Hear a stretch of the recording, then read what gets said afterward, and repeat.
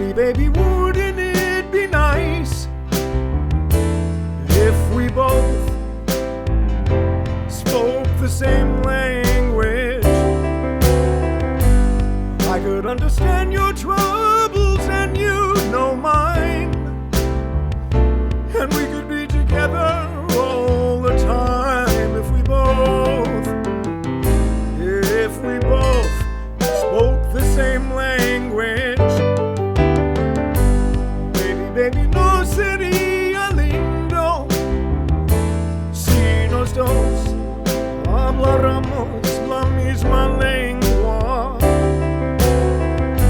Podría entender tus problemas y sabrías los míos. Hello and welcome again to Whoever You Thought You Were, You're a Jew. This is our 13th episode, and in fact this is the last time the program is going to be on. Frankly, I don't think I've got the energy to do another 13 weeks. Today's show is called The New World Order. Actually, I think it's reasonable to say that the purpose of doing this show in the first place, and for doing the book on which the show is based, is because several years ago I read about a so-called New World Order, which is a new world order of banking dictatorship, which we discussed earlier in this series.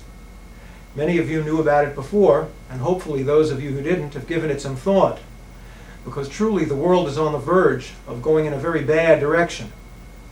And I felt that it might not be a bad idea to propose a new world order of a different nature, instead of the one that's heading toward us like a railroad train out of control, based on this guy, our friend the golden calf here. I'm going to propose a new world order based on this. In fact, based on a concept even, if anything, somewhat broader than this. A new world order under God, based on traditional religions, but only those religions that we can be certain came from God. So today, to close this series, I'm going to propose my new world order. And I have to tell you that this is a very unpopular idea. It'll be interesting to see whether this idea gets any response. I found no support for this idea from any organized religion, or from any atheist groups, or from friends, from loved ones, from family. So far it looks like I'm all alone on this one, and yet I'm so certain that the idea is correct that I've gone to the trouble of doing a 13-week TV series. Now I'm going to review a little bit of what we've discussed before. I began the series by talking a little bit about Oriental religion, specifically towards the end of showing how the Oriental religions were related to Judaism. Let's take a look at our diagram from back then. This is the timeline we looked at about 12 weeks ago, I guess. There's a horizontal aspect running from 1800 BC to 600 AD, and on the horizontal line we have Judaism, Christianity, and Islam. However, vertically, at 600 BC, we have this large collection of Oriental religions. This collection is the entire collection, for all intents and purposes, of Oriental religions that are practiced in the world today. And what I want you to notice, as I pointed out earlier, is that they all arose in the same century.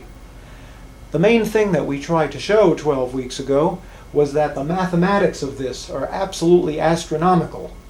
That is, the chances of all these 1, 2, 3, 4, 5, 6 Oriental religions all popping up in the same century are astronomically small.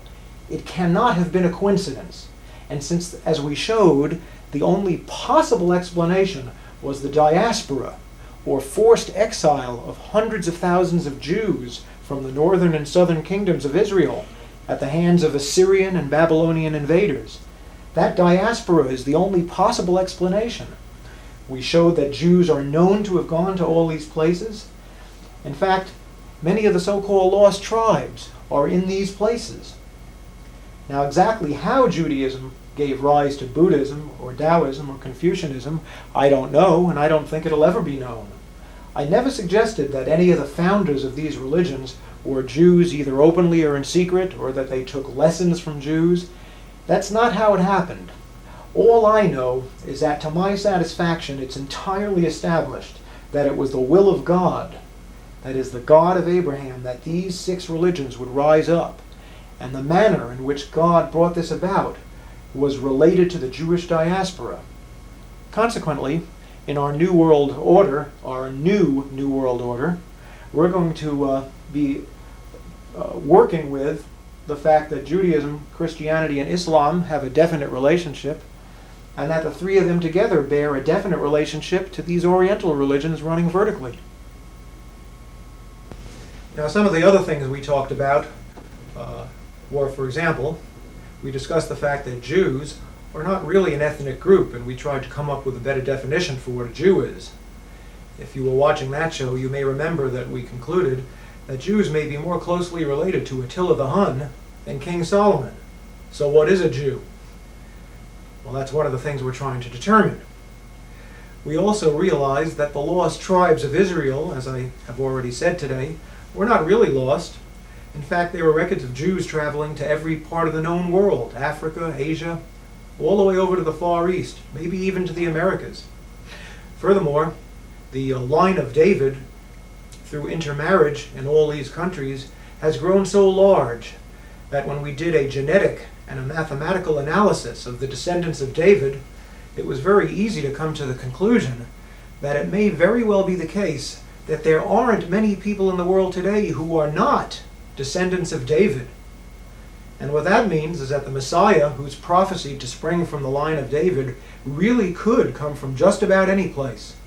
He could be an Oriental, he could be an African, he could be anyone. And not only does it mean that the Messiah could spring from any place, it also means that the Messiah is for everybody. These are important conclusions.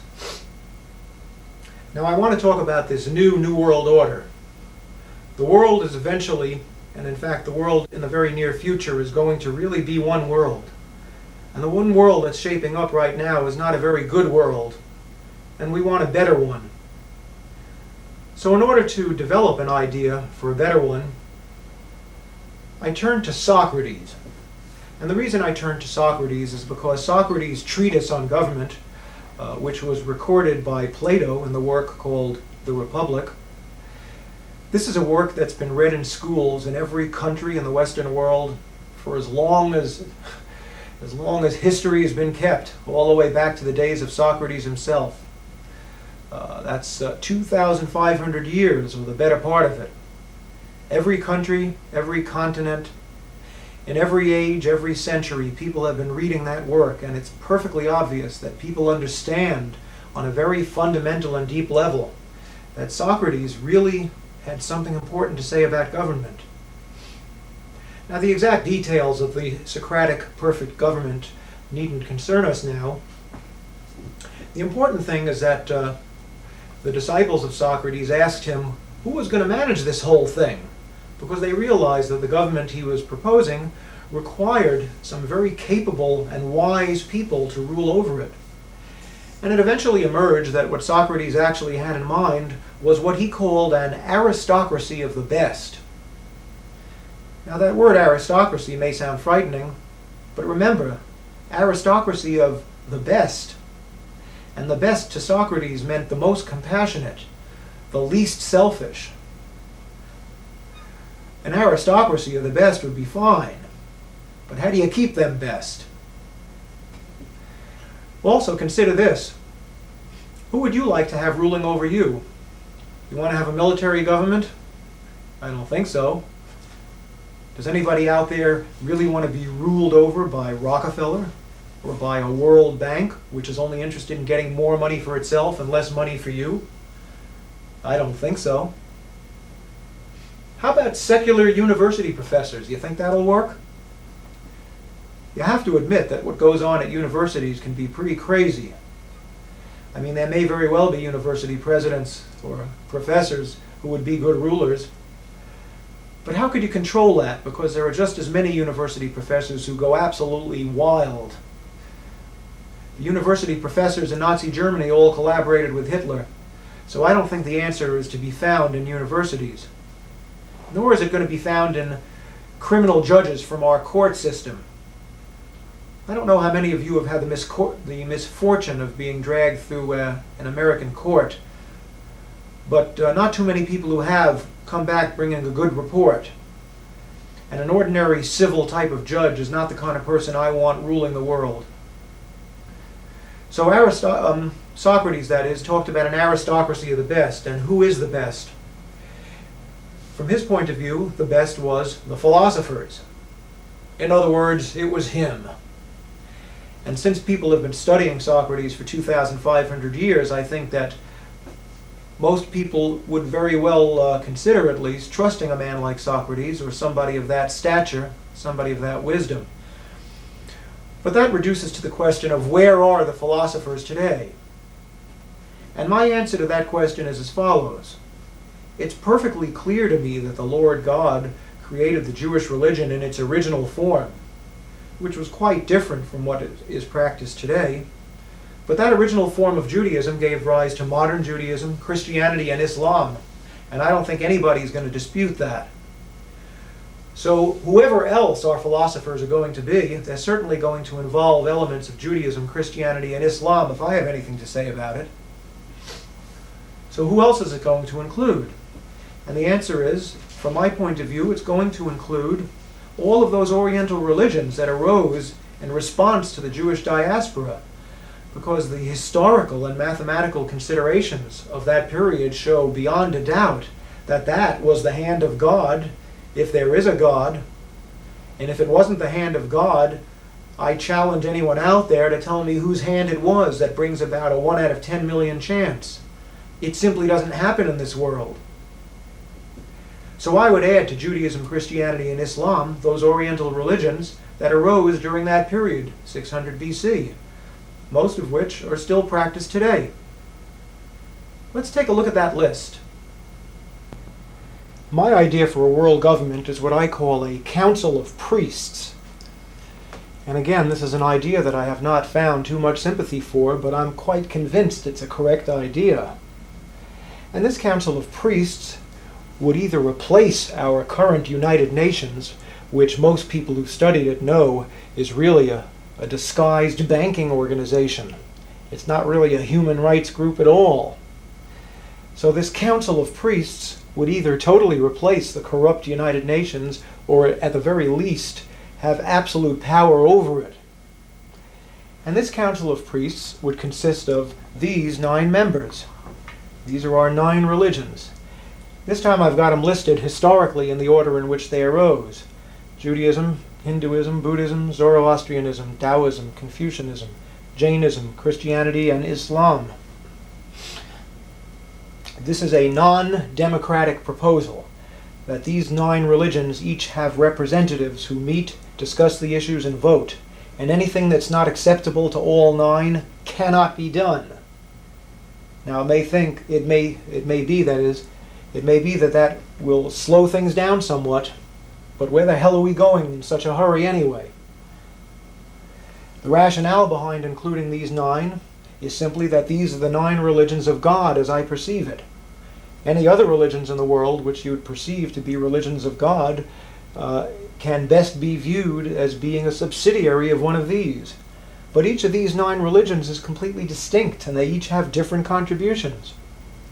Judaism was the first religion to recognize one God. The Hindu religion, it's a link between East and West.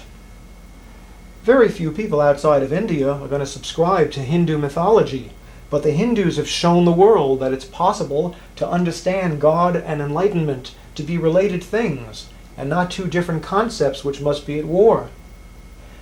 Furthermore, in the Hindu religion, we find that the idea that God can appear as a man, but not be seen by everyone who sees him as being God, well, that's a very important thing in trying to understand how Christianity and Islam can be reconciled. Anyway, Hinduism has been a very important force in the world for synthesizing seemingly irreconcilable ideas. Now, if we skip down to number 7, Jainism is a religion which is based on extreme asceticism. And Mahavira, its founder, sort of represents a borderline that one can attain salvation by absolute renunciation of the world. But not everybody has to absolutely renounce the world. Buddha attained enlightenment and he didn't renounce the whole world. He took what he called a middle path. Now, Zoroastrianism is hated by Christians and Muslims because the Zoroastrians teach that evil is a force which is equal in power to God.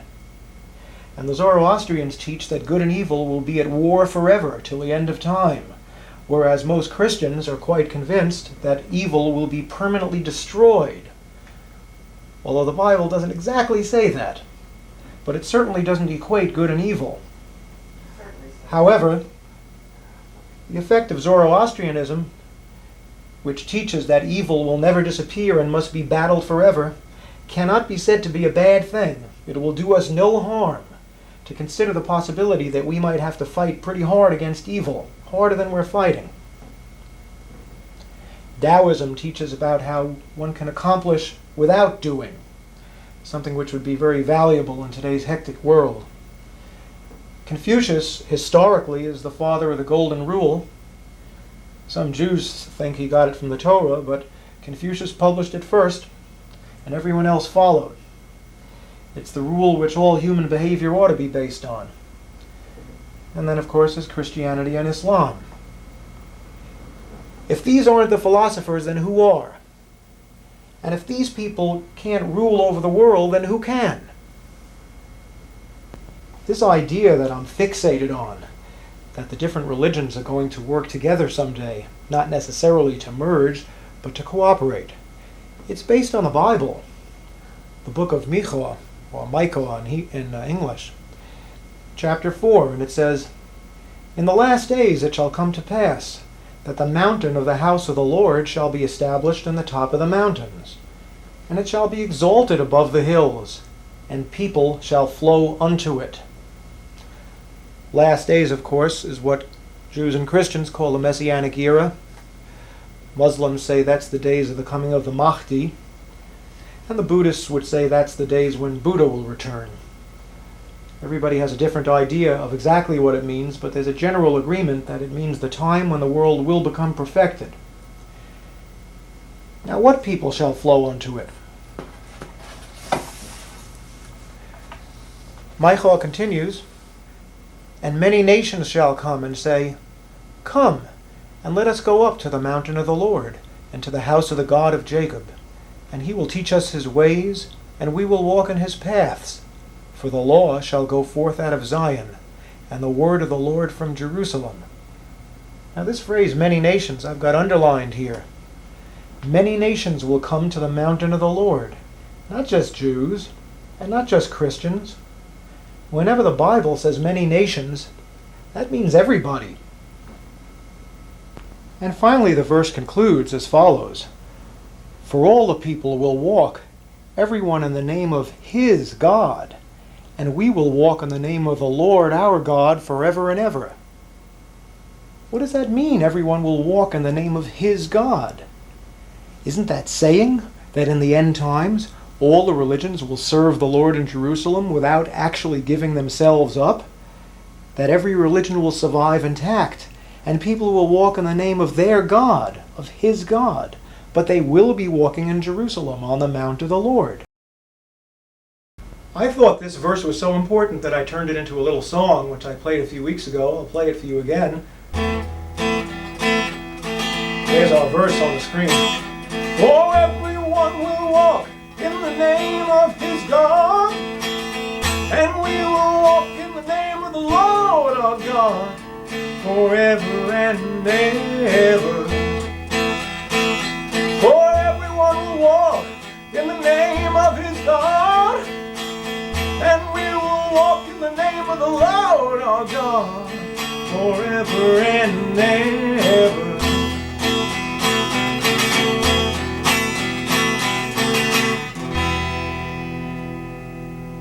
Now, as to the definition of what exactly is a Jew, we found that there's really only one satisfactory definition, at least from my point of view, and it comes from the book of Matthew, and it's the words of Jesus, "Whosoever shall do the will of my Father which is in heaven."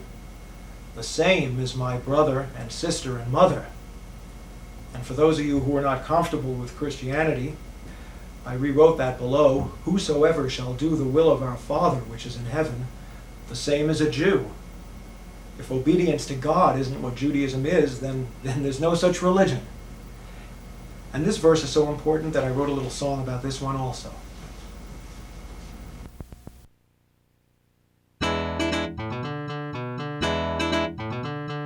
Everybody who does the will of my Father, who art in heaven, the same is my brother, my sister, my mother, my brother, my sister, and my mother. My brother, my sister, my mother, my brother, my sister, and my mother.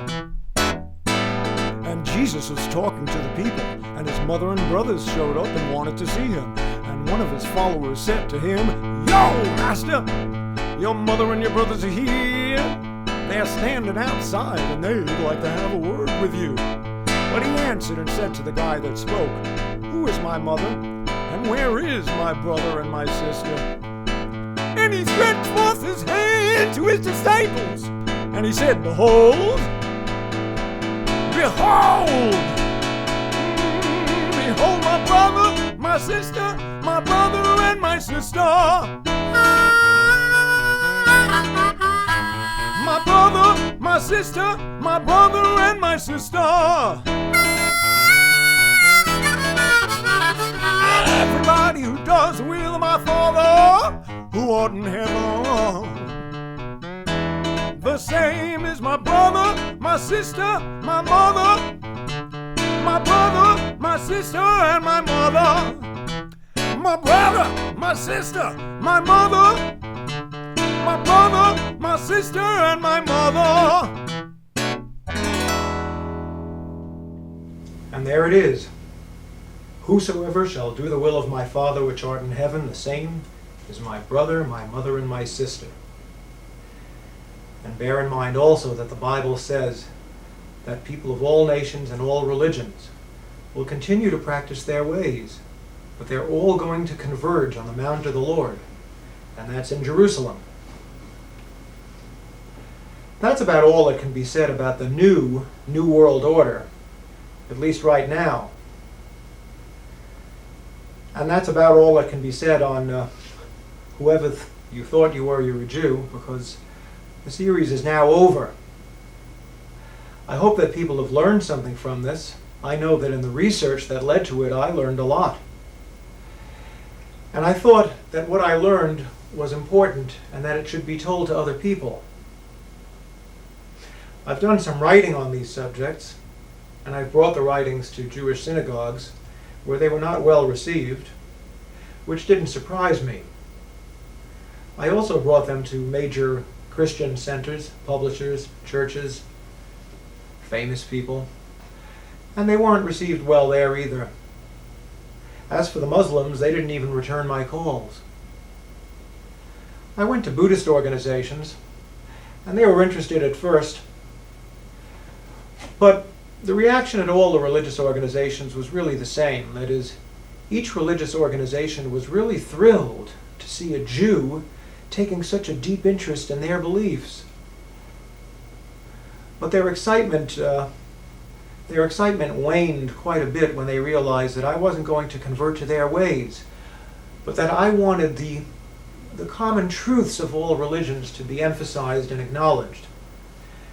And the religious organizations apparently are not going to do that. And of course the secular organizations are not interested in religion in the first place. So basically the kinds of subjects that we've been talking about in Whoever You Thought You Were, You're a Jew, are subjects which have no place of rest as of yet. And that worries me, because I feel that there's not very much time left. Well, I suppose I shouldn't worry about it too much. If the Messiah does not come, which, by the way, is scheduled for September of this year, if the Messiah doesn't come, I have a feeling that there's going to be approximately 100,000 years of suffering ahead. And that number comes from the fact that the Jews wandered 40 years in the desert, And when they didn't shape up, they went into diaspora for 2,000 years, which is 50 times as long as the original 40. So if the world doesn't shape up now and you multiply by 50 again, you get 100,000 years. And I hope it doesn't come to that. So for my part, I try to teach what I know. I don't know everything, but what I know I've taught. And I hope that people have enjoyed listening. And I certainly appreciate the many wonderful calls I got from viewers. So I'm glad I did the show, and it was exhausting. But it's over now, and we have to go on to the next stage. So, I'm Dr. Beagleisen, and this is Whoever You Thought You Were, You're a Jew.